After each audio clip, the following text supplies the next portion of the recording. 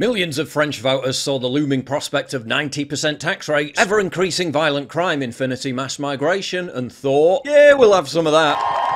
A country that seemed poised to put its faith in the far right, suddenly, dramatically, changing direction. It is a left-wing coalition that will be France's biggest political group. Che Guevara was delighted. C'est des racistes! Islamo-commies rejoiced. On vous a couché! On vous a niqué! Vous avez perdu! Vous avez perdu! Democracy means a few big cities with captive populations of voting multi-generational welfare recipients get to decide that your country gets conquered. The media acted like it was a massive shock. The biggest surprise in French politics for generations. A very surprising result. Shock election. Nobody expected this. Really? I did. I said it in my previous video. Since immediately after the first round, the fix was in. 217 candidates from either Macron's alliance or the left-wing alliance were pulled out of key races to stop National Rally winning. That's approaching half of the 577 seats in the French Parliament. They all closed ranks to ensure that either Macron or Mélenchon's foot soldiers had the advantage over RN. This, despite Macron spending most of the election demonising Mélenchon's France Unbowed as dangerous extremists. A multitude of different parties conspired to gang up and cock-block RN. For the National Rally, it was basically 10-on-1. Not really a surprise they didn't win a majority, is it? Especially given a system where you get a significantly higher number of votes than the other parties and yet still somehow end up coming third. The elections in France are an important reminder that the centre-right will always side with the left, including the most extreme leftists, over even milquetoast nationalists. That's because ensuring the slow, orderly extirpation of the nation is their only purpose. French elections once again prove there are only two political positions, far-right and not far-right. The entire spectrum of liberals, conservatives, radical communists, centrists, socialists magically merges together into one libtard amalgam once the far-right rises. National Rally got over 10 million votes. The far left and the Macronists got around 7 million, but still somehow won. You gotta love that democratic irony that France is technically more right-wing than ever, yet they've at least partially ended up with a far left-wing government. Every Western nation has a system dedicated to disenfranchising its people.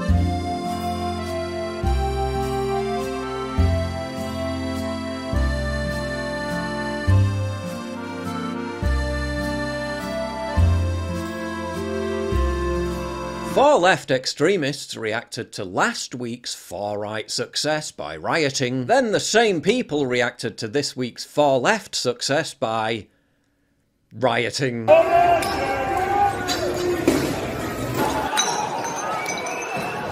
According to the BBC, mostly peaceful. There's a video I can't even show you of them literally setting fire to a police officer. But yeah, just pockets of unrest. And in true commie authoritarian style, Mélenchon, despite not winning a governing majority, it was a hung parliament, got up and basically asserted that he was gonna govern anyway. The Popular Front is ready to govern. In an effort to avoid total political irrelevancy, Macron's basically handed over the country to these people. Vous avez perdu, vous avez perdu. On est trop fort à gauche, on a l'amour, on a la fête, on a la joie. Vous avez la haine, on est trop fort.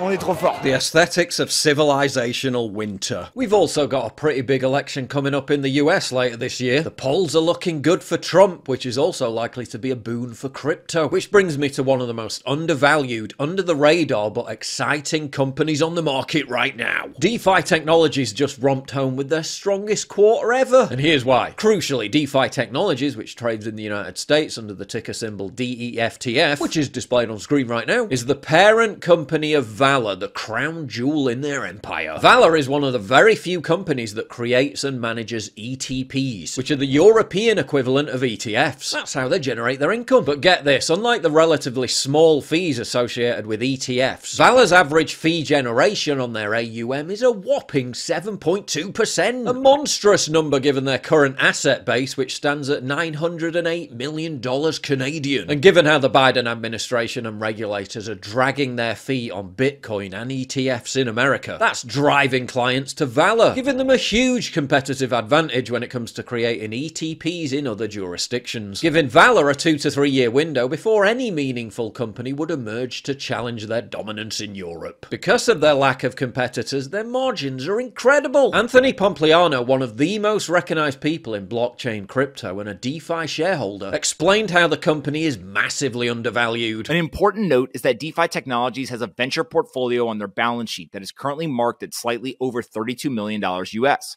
So the business is essentially being valued today at approximately 2.5 times this year's revenue. I'm not a mathematician, but that seems insanely cheap for a company that is seeing revenue grow hundreds of %. My best analysis is that this stock is wildly undervalued at the moment. And given the sector that it operates in, along with the products that it has in the market, there should be strong tailwinds through the rest of this year. EMJ Capital's Eric Jackson is also enormously bullish on DeFi, going so far as to say DeFi should be trading at a jaw-dropping $36 a share, when it's currently hovering at around $1.17. And even on a conservative estimate, Zacks analyst Michael Kim is predicting a $3 valuation for DeFi stock. That's almost 3 times its current valuation. Driven by ongoing AUM growth and new ETP launches, the company is set to make $60 million on assets under management in 2024. That translates to a $1.1 billion market cap. 5 times the current size of the company. And that's on a PE ratio of just 7. If this company was trading at the same PE ratio on the S&P 500, its value would triple overnight. But it gets better. Aware of how undervalued the company is, DeFi announced it's set to buy back up to almost 27 million shares, as well as adding a further 100 bitcoins to their balance sheet, meaning shareholders who get in now will own even more of the company in future thanks to that share buyback. If you're looking for exposure to the blockchain and cryptocurrency industry, the growth potential for DeFi Technologies is staggering, especially given how more and more individuals, central banks, sovereign wealth funds and countries period are switching over to crypto as de-dollarization accelerates across the globe. So if you want to invest in a company with amazing brand recognition, pioneered and managed by some of the best people in crypto, based on the sound principles of financial freedom, that's ultra profitable, growing, hugely undervalued, and has massive competitive advantages, DeFi Technologies might just be the one for you. Check them out via the link down below. Are there any white pills here? Well, MPF left-wing commies want to give illegal immigrants instant 10-year residency permits and benefits. Hey, it might stop them coming to England at least. But seriously, National Rally substantially increased their seat share in Parliament. They're the biggest single party in the French Parliament when you separate the centrist Left Alliance from its gorillion different entities, and the direction of travel is pretty clear. Not that you'd gauge that from the current media narrative. Labour 34%, a decisive endorsement from the people of the UK of Keir Starmer and a rejection of the hate and the division of the right. RN 37.4%, a decisive rejection by the people of France of Marine Le Pen and the hate and division of the right. If either of the left-wing nutjobs or Macron's centrist coalition are able to form a majority government, the guaranteed shit show that will unfurl over the next few years in the run-up to the 2027 presidential election will be blamed on them and not on National Rally if it had been able to form a majority government. Alors franchement déçu, non, parce que j'ai trop d'expérience pour être déçu par un résultat où nous doublons notre nombre de députés. Vous savez, moi j'étais député il y a 2 ans et 1 semaine et nous étions 7. Par conséquent, je note cette progression face à tous, face à une coalition totale de l'ensemble des mouvements allant de LR jusqu'à LFI, accompagné, il faut bien dire, par la presse qui a tout de même pris parti clairement pendant cette campagne. But does that give Le Pen a chance in 2027? Won't the French just do the same thing they always do and bottle it in the second round? And is it time to accept that Marine Le Pen is about as good at winning national elections as she is at winning debates? I.e., not very. Maybe time for a new leader. Maybe it's time to accept that the French are so easily frightened by the political establishment and the media of the mere name Le Pen that you'll never be able to convince them out of the belief that her becoming leader will somehow usher in the Fourth Reich. But at this point, you've seriously got to wonder, what will it take for them to change course?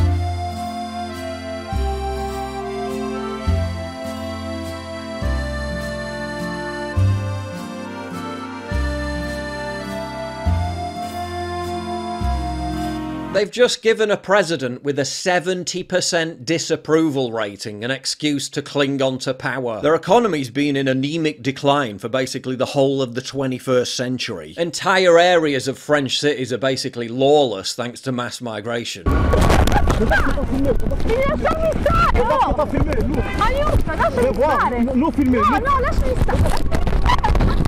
Islamic terror attacks have become commonplace. Nationwide ethnic riots are basically an annual festivity. In Paris, 77% of rapes are committed by foreign migrants. Hundreds of their own people get slaughtered on the streets by terrorists who were able to enter the country by posing as migrants. And they respond to the election result by flying banners at the Place de la République which read, "France is a fabric of migration." Newly released violent crime stats out of France show another massive increase. Violent crime having nearly doubled since 2016. I mean, how bad does it need to get before they vote for actual change? At least we didn't vote for the far right. Pire cauchemar, la France ne basculait pas aussi vite dans l'horreur. Certains m'accusent de vouloir provoquer une guerre civile.